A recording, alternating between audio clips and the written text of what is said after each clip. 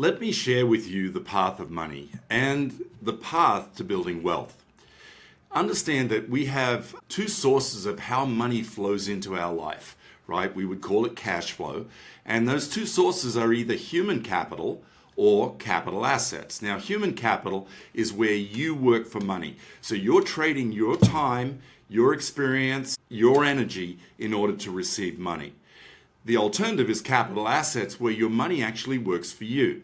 Now, that money can flow in from either or both, and it comes into your world, and we have four choices when you receive cash flow. Now, you could do what America is best at, and that is spend the money, or alternatively, you could save it, which would be hanging on to it.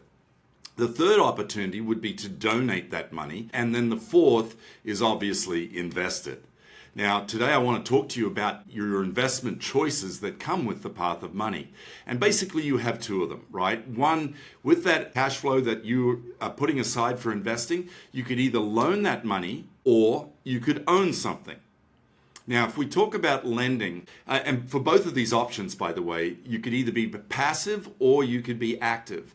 Now, when it comes to lending money passively, that would be like investing money in money market accounts or in CDs or in bonds or treasury bills. Basically, you're loaning your money to that institution, and in return for that, they are paying you interest on that money that you've loaned them. Now, of course, we all know those institutions take the money you've loaned them and they loan it out to somebody else at a higher interest rate, and they take the spread between what they're loaning it out for and what they're paying you.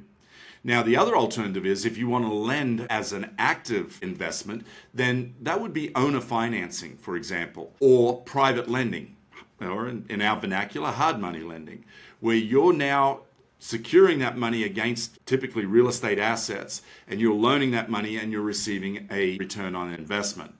Now, the interesting piece about that is that passive versus active, which path do you think gives you the greater rate of return?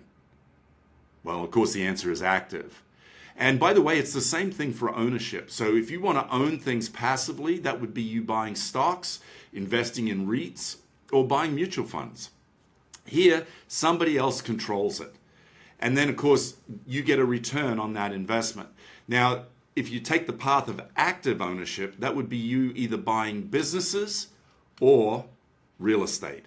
Now, both the lending and the ownership will produce financial returns, which in turn becomes cash flow that flows back into our business.